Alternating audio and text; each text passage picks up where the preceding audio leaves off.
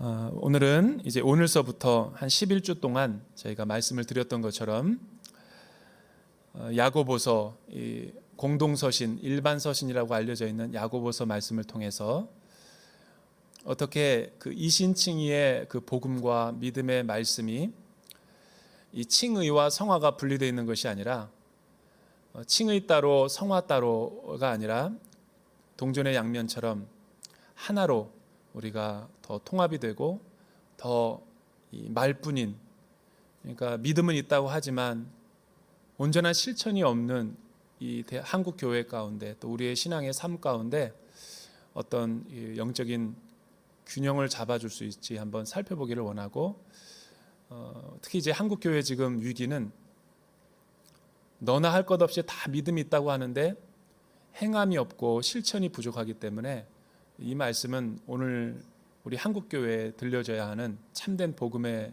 아주 시의성 있는 말씀이라고 생각합니다. 우리가 이 말씀을 통해서 다시 한번 온전한 십자가의 믿음을 회복하기를 축복합니다. 오늘은 시험을 이기는 인생이라는 제목으로 주의 말씀을 보기를 원하는데, 말씀을 준비하다가 한 어떤 연예인보다 더 유명한 한 사람이 생각이 났습니다. 굉장히 소탈하고 또 이웃집 아저씨, 삼촌보다도 더 친숙한, 우리 국민들에게는 그렇게 알려진 인물이죠. 우리 더본 코리아의 대표인 우리 백종원, 우리 또 이렇게 의도하지는 않았지만 충청도 출신의 인물이어서 더 우리 대전 분들에게 이렇게 친숙하게 느껴져요. 그는 주부들뿐만 아니라 이 남성과 또 남녀노소를 불문하고 지나가는 초등학생들도 백종원 씨 너무 좋아하는, 그런 사인해 달라고 하는 걸 제가 봤어요. 어떻게 그는 이런 또 많은 국민들의 사랑을 받는 우리 국민 삼촌으로 태어날 수 있었을까? 이 유튜브에서, 구글에서 이렇게 크리에이터 유튜브 어워드라고 하는 시상식이 있어요. 근데 이 백종원 씨가 탔더라고요. 왜냐하면 2일 만에 한국 최초의 남자로서 2일 만에 이 조회수가, 이 구독자가 100만, 200만이 넘어가 버려가지고 최단시일 내에 많은 그 구독자들을 모집하고 인기 있는 유튜버라는 거죠. 사실은 그는 그 성공의 이면에 그가 걸어온 삶의 궤적들을 보면 그렇게 녹록지는 않았어요.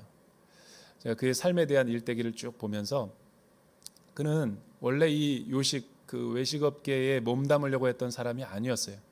대학교 1학년 때 치킨집에서 알바를 하다가 그 사장님이 나이가 많이 든 할머니였는데 너무나 그 힘들어하는 것을 보았죠. 그래서 그냥 뭐 치킨 이렇게 만들어서 이렇게 하는 그런 일에 종사했는데 갑자기 이런 아이디어가 떠올랐던 거예요.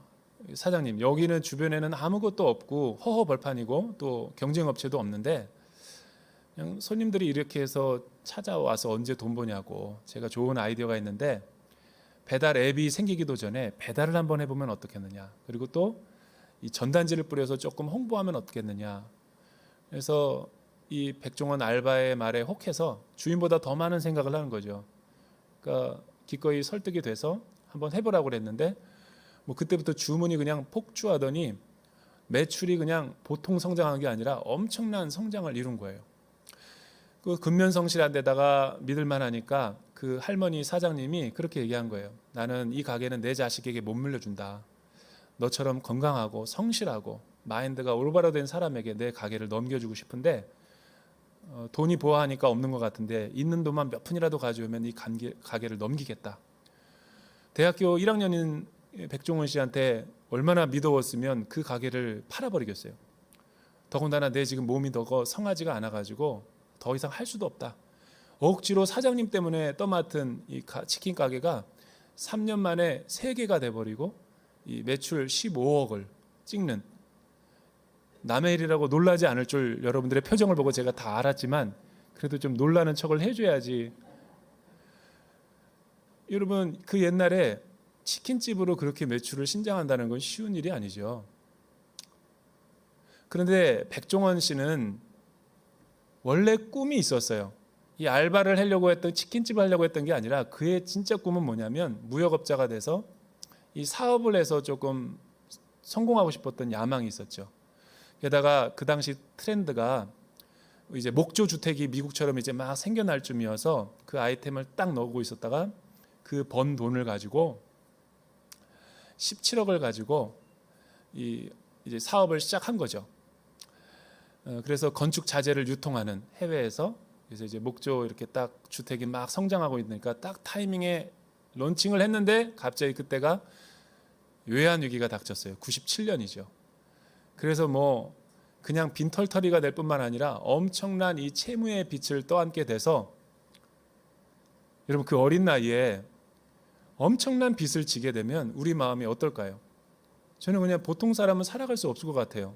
1억만 빚이 있어도 마음이 힘든데 수십억을 빚을 지니까 그 생각이 떠올랐던 게 뭐냐면 자기는 안 되는 운명이구나. 그래서 이 극단적 선택을 생각한 거죠.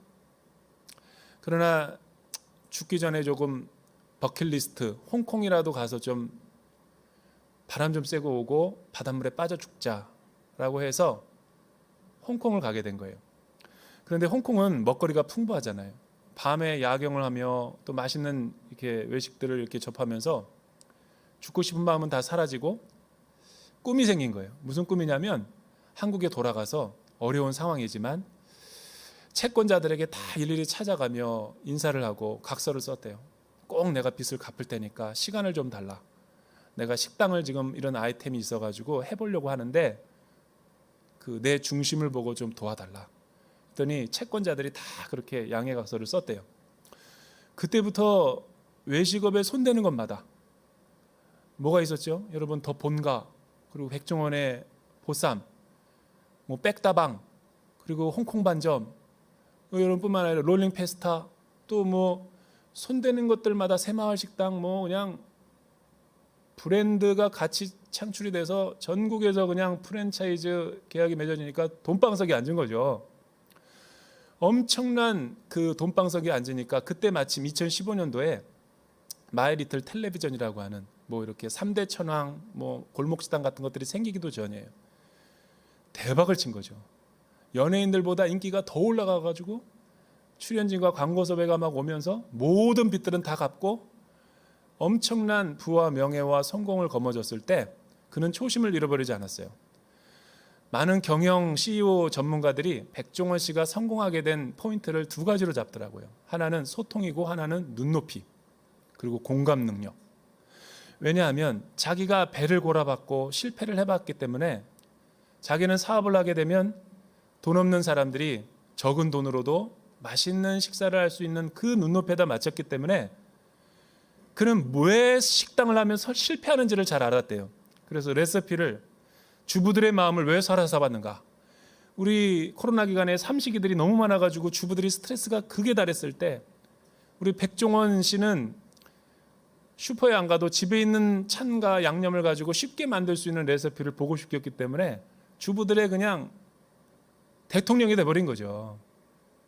그런 눈높이, 소통, 게다가 돈 없을 때 저렴하게 많이 먹을 수 있는 그걸 아이템을 선보였기 때문에 그는 국민들의 사랑을 한 몸에 받은 거예요. 그러나 제가 봤을 때는 진짜 백종원 씨가 성공했던 이유가 뭘까? 목사인 내 눈으로 봤을 때는 그게 아니에요. 여러분 백종원 씨가 성공한 이유가 뭐라고 봐요? 실패 때문이라고 저는 봅니다. 그 실패가 없었더라면 과연 그가 실패를 딛고 성공의 자리까지 이룰 수 있을까? 그리고 어떻게 그렇게 남들이 못 보는 거를 착안해 가지고 크리에이티브한 아이디어로 만들어낼 수 있을까? 저는 불가능하다고 봐요. 많은 사람들이 실패, 고난과 역경을 당하면 그냥 포기하지만 사실은 그 실패 때문에 성공할 수 있었던 거죠. 실패하면서 앞으로 쇠빙선처럼 전진할 수 있었던 거죠. 오히려 순간 반짝하고 떴다가 져버리는 사람들을 보면 실패가 없었기 때문에 그런 거예요. 그러니까 여러분 우리는 실패와 시련과 고난을 도피하려고만 하지 말고 그거를 양약 삼아서 자양분 삼아서 정말 우리가 다시 심기일전해서 하나님 앞에서 기도한다면 저는 영적인 세계에서도 이 말이 그대로 우리에 적용될 수 있다고 보는 사람이에요. 지금 팬데믹으로 인해서 상상을 초월한 이 엄청난 재난을 우리 시대 동시대에 이런 걸 경험할 수 있다는 걸 누가 예측하고 상상할 수 있었겠어요. 또 앞으로 우리 변화되는 변화무쌍한 시대와 사회 속에서 우리 자녀 세대들과 우리의 진로가 어떻게 갈지 아무도 예측 못한 거예요. 예측 불가능하기 때문에 그게 우리에게 블루오션이 될 수 있는 거예요. 아멘 안 할 줄 알았어요. 아멘 할 때까지 하는 거예요. 여러분 잘 생각해 보세요. 하나님은 저와 여러분의 위대한 영혼의 장인이세요. 우리는 이제 막 믿음의 첫 발을 내디딘 사람이고 어느 순례의 여정의 한 복판에 도상 위에 서 있는 사람들이에요. 예수 믿고 구원받았다 그래가지고 믿음의 꽃방석에 앉아가지고 우리가 뭐 이미 천국을 다 경험한 것처럼 착각하는데 저와 여러분은 그렇게 꽤 괜찮은 사람들이 아닙니다. 예수님의 이름 때문에 십자가의 능력 때문에 우리가 보호를 받고 있을 뿐이지 언제라도 우리는 탈선해서 내 마음대로 내 뜻대로 살아갈 수 있는 아주 완악한 사람들이죠. 주일날 이렇게 양복 입고 화장하고 명품백 듣고 이렇게 참 멋있는 차 몰고 이 자리에 앉아있고 예배자로 서 있으니까 선남선녀같이 보이지 아무도 보이는 사람이 없을 때 당신은 하나님 앞에서 누구인가? 라는 질문을 했을 때 우리는 얼마나 하나님 없으면 은혜 없으면 한순간도 살아갈 수 없는 사람인지 누구보다 더 잘 알아요. 내가 나를 더 잘 알죠. 그렇기 때문에 우리는 하나님 앞에서 초심을 잃지 말고 겸손해야 되죠. 하나님은 성공을 통해서도 우리의 영혼을 성숙시킬 수도 있지만 실패를 통해서도 하나님은 우리의 인격과 성숙을 더 완전하게 만들 수 있는 분이에요. 그러니까 위대한 명인과 마이스터이며 장인이신 하나님은 인생 가운데 성공과 실패라는 변주곡을 통해서 저와 여러분들의 궁극적인 영혼을 성숙시키시는 위대한 하나님이신 거예요. 실패에 있는 여러분들이 있어요? 아무것도 없는 정말 절망 가운데 있는 분들이 있나요? 여러분 우리 인생이 계속 절망과 실패만 했으면 어떻게 신앙을 완성할 수 있습니까? 우리 인생이 지금 잘 하이웨이 성공의 가도를 달리고 있는 분이 있으세요? 너무나 자만하면 안 돼요. 그 또한 지나갈 거예요. 그러니까 하나님 앞에 늘 우리의 영혼이 주만 바라보고 주만 의지하고 하나님께서 인도하는 그 내비게이션을 잘 따라가야 인생을 잘 완주할 수 있는 거죠. 이런 의미에서 오늘 야고보 사도는 믿음의 시련을 당하는 자들이 붙잡아야 될 영적인 팁이 무엇인가, 그리고 지금 내 인생이 믿음의 시련을 경험하고 있을 때 고난이 찾아온 사람들이 있다면 어떻게 하나님의 지혜로 이 어려움들을 난관을 극복할 수 있을까? 세 가지 포인트로 야고보 사도가 이야기하고 있어요. 먼저 1절에서부터 4절에 있는 말씀이죠. 시험은 왜 필요한가? 시험은 우리의 인격을 성숙시키기 위해서 하나님이 허락하셨기 때문이에요. 1절에서부터 4절 우리 한번 큰 소리로 읽어보죠. 시작. 하나님과 주 예수 그리스도의 종 야고보는 흩어져 있는 12지파에게 안부를 전합니다. 내 형제들이여, 여러 가지 시험을 만나거든 온전히 기쁘게 여기십시오. 여러분이 알다시피 여러분의 믿음의 연단은 인내를 이룹니다. 인내를 온전히 이루십시오. 그러면 여러분이 온전하고 성숙하게 돼 아무 것에도 부족한 것이 없게 될 것입니다. 일단은 이 서신의 저자가 누구냐면 예수님의 동생 야고보예요. 야고보. 이 당시 팔레스타인 지역의 많은 사람들 가운데 야고보라는 이름은 이씨나 김씨처럼 굉장히 보편적인 이름이었어요. 성경에 나오는 야고보 인물만 해도 6명이 넘어요. 알페오의 아들, 세베대의 아들, 예수님의 제자 중 한 사람인 야고보, 예수님의 혈육인 야고보 동생. 마리아가 그 당시 많은 사람들의 여성이 마리아였기 때문에 이 야고보가 어떤 야고보인지 신학적인 논란이 많이 있었어요. 그런데 요한복음 7장과 3절 5절 그리고 고린도전서 15장 3절에 7절에 보면 예수님의 동생이라는 것이 거의 확실하게끔 나오는 그 구절이 있어요. 원래 이 야고보는 예수님의 메시아됨과 또 그의 사역을 믿지 않았어요. 형제들 가운데도 의심하는 자가 있었던 거죠. 근데 그가 어떻게 사도의 신분에 오르게 됐냐면 고린도전서 15장 7절에 보면 예수님의 그 동생에게도 게바에게뿐만 아니라 500여 형제들에게 일시에 나타나셨고 야고보에게도 나타나셨다라고 했을 때 그 야고보를 통해서 하나님의 하나님 되신가 또 부활의 능력을 깨닫게 된 거죠. 그리고 그는 사도의 신분에 오르게 됐고 예루살렘의 게바와 함께 베드로와 함께 두 기둥이 될 수 있었던 거예요. 초대교회 역사에 혁혁한 공을 이루었던 어려운 상황을 잘 극복하게 만들었던 지혜의 사도가 될 수 있었던 거죠.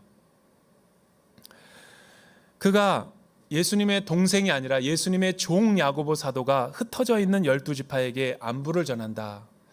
흩어져 있는 12지파라는 것은 스데반 집사의 일로 예루살렘 교회가 박해가 나서 다 시리아 안디옥과 수리아 지역에 다 흩어졌을 때 흩어진 성도들이 박해를 받고 있는 상황들을 말하는 거예요.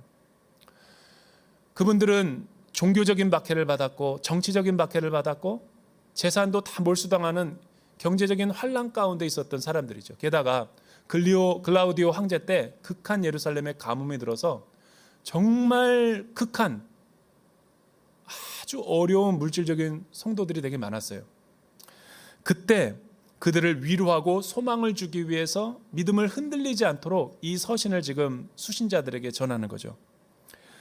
일단 여러 가지 시험을 우리 인생에서 만날 수 있는데 조우할 수 있는데 시험을 믿는 성도들이 맞이했을 때 어떤 자세를 가져야 되는가? 우리들에게도 해야 되는 말이죠. 여러분 상상할 수 없는 이 재난보다도 더 다양한 모습으로 우리의 인생 가운데 손님처럼 찾아오는 재난을 우리가 어떻게 봐야 돼요?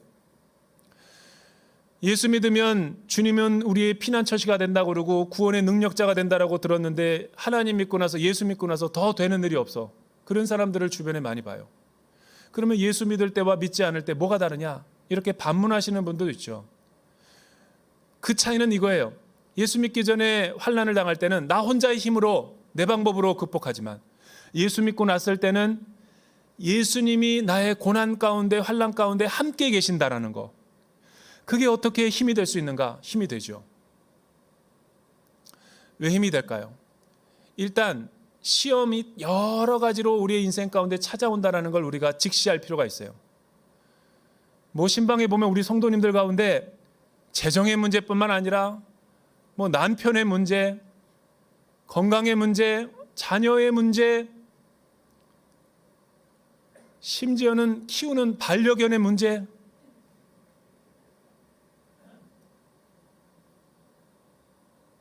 여러분 예기치 못하는 뭐 많은 정말 아픔과 걱정과 염려거리를 불러오는 인생의 수많은 환난들이 있어요. 이 코로나는 아주 빙산의 일각에 불과해요. 지나온 세월들을 보면 이 엄청난 시련들이 있었기 때문에 우리의 믿음의 실력과 믿음의 성숙이 단단해졌던 거죠. 제가 목회자로서 볼 때는 왜 여러 가지 시험들이라고 야고보가 표현했을까? 이 세상에 태어난 것 자체만으로도 고난이에요. 태어나고 싶어서 태어났나?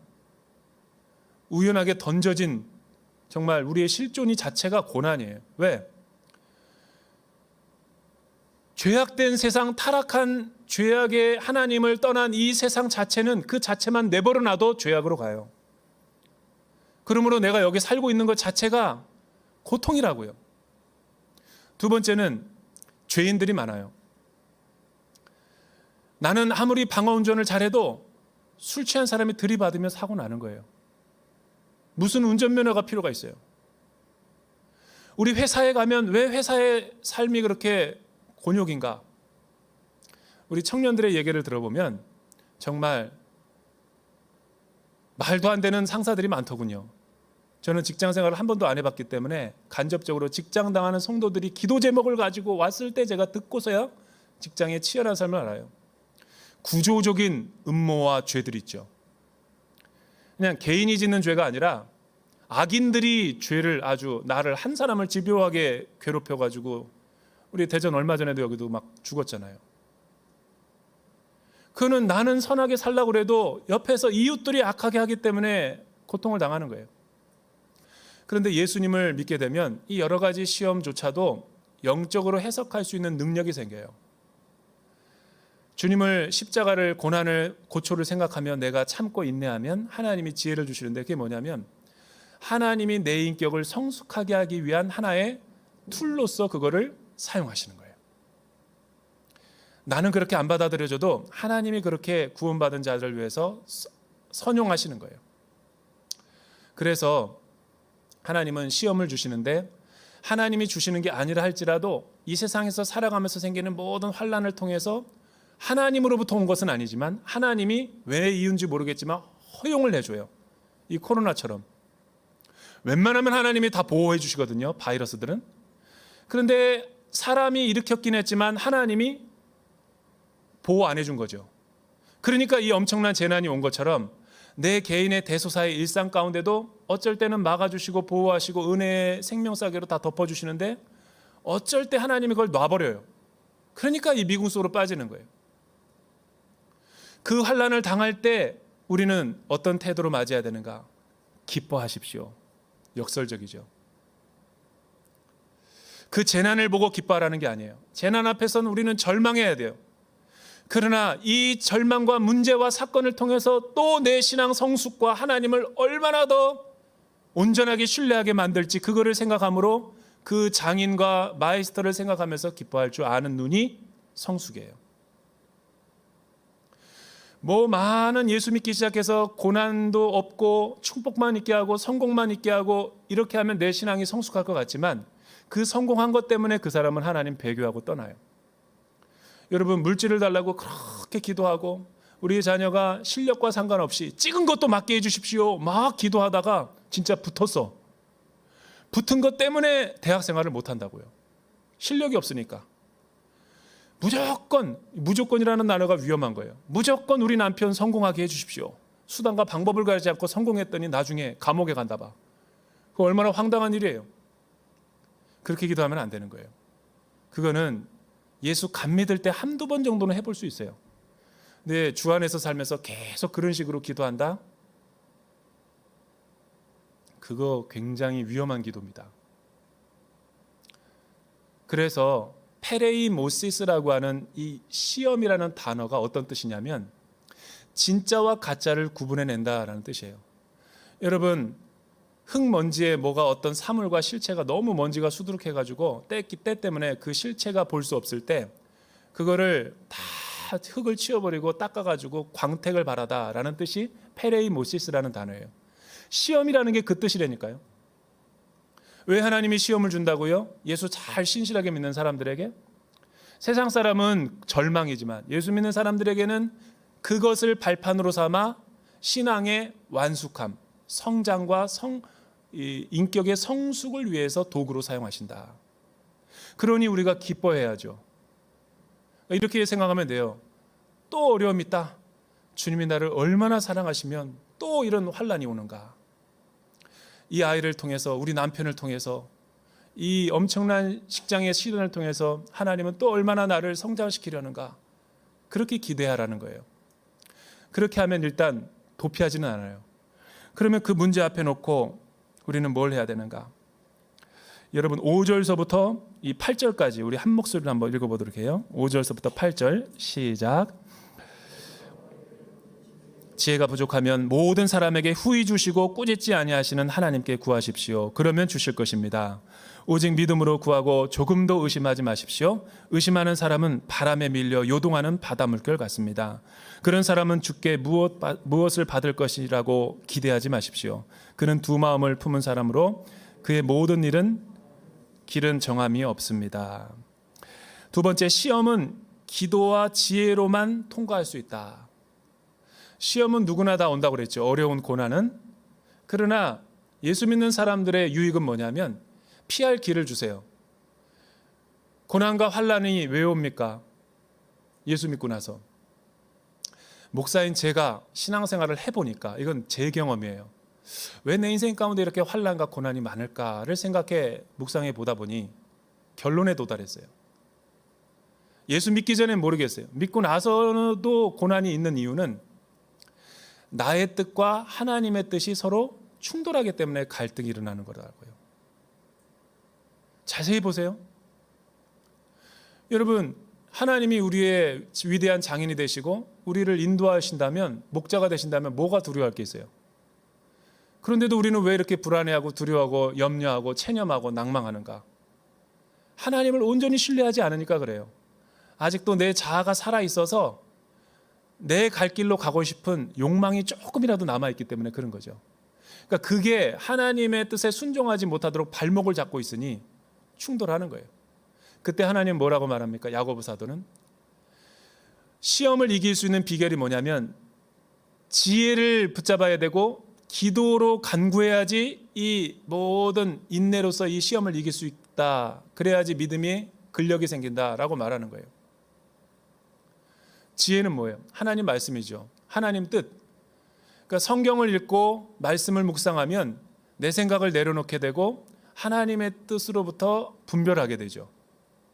그리고 기도하는 가운데 나의 내면에 비춰보고 내 인간적인 소욕과 탐욕을 후레쉬로 비춰보니까 죄를 피하게 되고 하나님 편에 설 수 있게 되는 거예요. 그런데 고난당하는데도 성도들이 지혜를 구하지 않고 기도의 자리에 있지 않고 자꾸만 사람 만나러 다니고 인간적인 옛날 했던 방식으로 살아가면 더 꼬이는 거예요. 이게 풀리는 것 같으면서도 더 복잡해져. 그런 거 경험해 보셨어요? 그 말이 바로 기도하는데도, 믿음으로 기도하는데도 의심하기 때문에 열매가 안 맺힌다는 얘기예요. 두 마음을 품고 기도하기 때문에 그런 거예요. 두 마음이 뭐예요? 내 방법대로 하고 싶기도 하고 하나님 편에 서고 싶기도 하고. 그거는 파도와 같은 거예요. 왔다 갔다 하는 거예요. 해결 안 되는 거죠. 환난과 고통 가운데 있는 사람은 기도의 자리에 와야 돼요. 그리고 은혜의 채널을 열어놔야 돼요. 설교라도 틀어놓으시든지 믿음의 공동체로 가서 기도를 받으시든지. 그러면 이 모든 어려움이 안개가 거치듯 싹 사라질 때가 있어요. 그래서 제가 기도의 피라미드를 한번 그려봤어요. 이 자막을 한번 보여주시죠. 우리가 기도할 때 나의 뜻이 하나님의 뜻에 맞춰가는 과정이 지혜와 기도의 응답을 받는 기도의 과정이죠. 그런데 자꾸만 하나님의 뜻과 거리가 먼 거를 내가 구하고 기도하기 시작하면 이 D라는 방향에다가 자꾸만 이렇게 화살을 쏘아서 관역을 벗겨나가는 거죠. 하나님이 우리가 기도해도 40일 철야 90일 기도해도 응답하지 않는 이유가 뭔지 아세요? 잘못된 기도하기 때문에 그런 거죠. 하나님은 우리를 너무나 사랑하시기 때문에 사랑하니까 안 들어줘야 돼요. 사랑하는데 들어주면 우리는 달아나고 도망가요. 사고나 있는 거죠. 우리 자녀가 3살짜리에게 자꾸만 이 칼을 달라고 그러는데 아유 귀엽다 칼 써라 하고 주는 부모가 어디 있어요. 과도가 위험하니까 안 주는 거죠. 사랑하기 때문에 안 들어주는 거예요. 안 들어주는 게 응답이죠. 왜? 나의 뜻과 하나님의 뜻이 불일치하기 때문에. 그 남자랑 결혼하면 불행하니까. 그 사업을 해서 돈을 벌면 안 되니까. 근데 우리는 자꾸만 믿지 않는 사람과 사업을 같이 하려고 그러고 판단을 실수를 하게 되니까 고난에 빠지게 되는 거예요. 제가 내리라고 안 했는데 그 도표를 내리네요. 그 도표 다시 한번 올려주면 기도에 응답받는 거는 C나 B나 A예요. C는 하나님 내가 혼자 기도해도 나의 뜻이 하나님의 뜻이 일치되기 때문에 응답이 되는 거예요.